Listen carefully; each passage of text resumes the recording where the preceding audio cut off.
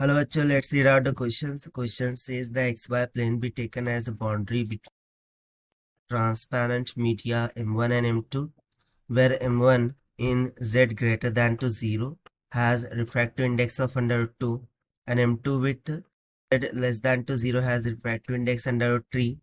A ray of light traveling in M1 along direction given by p vector 4 under root 3 iota minus 3 under root 3 iota minus 5 iota is incident on the plane of separation. The value of difference between the angle of incident in M1 and the angle of refraction in M2 will be dash dash degrees. So यहाँ पर हमें basically question में क्या बोला जा रहा है कि लेट्स सपोज कि ये हॉरिजॉन्टल एक्सिस है और बेसिकली मीडियम है, ठीक है। इसको हम मान लेते हैं क्यू डैश के इक्वल, और इस तरीके से हम यहाँ पर ये एक नॉर्मल ड्रॉ कर लेते हैं। सो लाइट इंसिडेंट होती है इस मीडियम पर with an angle of incident आई। सो ये जो रे है उसको बेसिकली हमें यहाँ पर दर्शाया गया है पी वेक्टर से, और उसका मान भी हमें दे रखा है। So obviously after passing this medium it will get refracted by an angle of refraction r। तो ये जो फर्स्ट मीडियम है m1 उसका रिफ्रैक्टिव इंडेक्स हमें दे रखा है μ1 इज इक्वल टू √2, और जो मीडियम 2 है m2 उसके लिए रिफ्रैक्टिव इंडेक्स दे रखा है √3 के इक्वल। सो हमें simply difference in angle of incident and refraction निकालना है। सो स्टार्ट करते हैं हम सोल्यूशन से, but before of it, let's talk about the key concept which we are going to use here for this question. तो हम simply Snell's law का use करेंगे, that is μ1 sin I is equals to μ2 sin R। तो चलिए अब हम apply करते हैं फॉर्मूले को।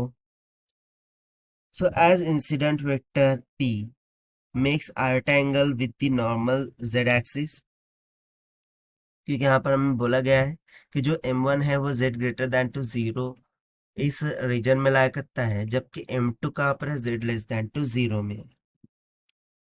सो हम सिंपली यहाँ पर जो भी स्नेल्स लॉ है उसका यूज करेंगे।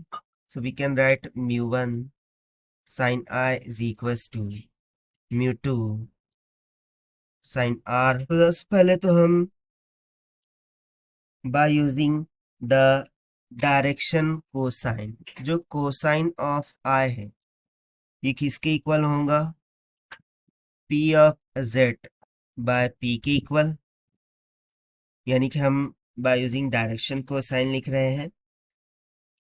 सो जो रिफ्रैक्टेड वेक्टर है जो कि यहाँ पर हमने दिखा रखा है, let's say it's to be as R, ये मेक करता है angle R with respect to normal Z axis.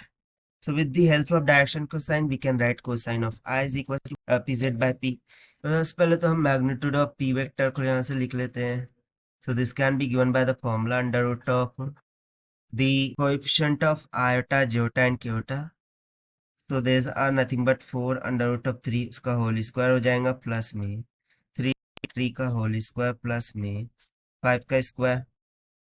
सो इसको हम यहाँ पर सब्स्टिट्यूट करेंगे। सो एंगल ऑफ इंसिडेंट मिल जाएगा cosine inverse of P of Z. So P of Z कितना है 5। देखिए ये वाला जो टर्म है ये 5, ये पी ऑफ जेड को इंडिकेट करता है, divided by magnitude of P vector. So वो हो जाएगा अंडर रूट में 4√3 का होल स्क्वायर प्लस में 3√3 का होल स्क्वायर प्लस में 5 का स्क्वायर के बराबर। सो इसको हमें सिंप्लीफाई करना होगा। So iota this will be equals to cosine inverse of into the bracket 5 divided by, now if you see that, so 4 का स्क्वायर हो जाएगा 16 इंटू 3 प्लस में 3 इंटू 9 प्लस में 5 का स्क्वायर 25। सो इसको जब ऐड करेंगे तो 100 के इक्वल होगा, 100 बाहर निकल कर 10 हो जाएगा। सो हो जाएगा 5/10 यानी कि 1/2। सो कोसाइन इनवर्स ऑफ 1/2 ये कितना होता है 60 degree. So angle of incidence मिल गया 60 डिग्री के इक्वल। अब चूंकि हमें एंगल ऑफ इंसिडेंट मिल चुका है सो हमें अब एंगल ऑफ रिफ्रैक्शन फाइंड करना होगा बाय यूजिंग स्नेल्स लॉ। सो चलिए स्नेल्स लॉ का यूज करते हुए μ1 sin i this is equals to μ2 sin r हो जाएगा। सो μ1 हमें दे रखा है √2 multiply by sine of i 60 degree is equals to μ2 √3 multiply by sine of r as it is. So sine 60 कितना होगा √3/2, सो हो जाएगा √2 multiply by √3/2 is equals to √3 multiply by sine r। So √3 से √3 कैंसिल हो गया, यहाँ पर बच जाएगा √2 मल्टीप्लाई बाय 1/2 को हम √2 इंटू √2 इस तरीके से लिख सकते हैं। So this will be equals to sine r। So एक √2 यहाँ से कैंसिल आउट हो जाएगा and r would be equals to sine inverse of 1/√2 which is nothing but equals to 45 degree. अब हमसे बेसिकली डिफरेंस पूछा था in I minus r. So difference in angle of incident to angle of refraction, this will be equals to 60 minus 45 will comes out equals to 15 degree।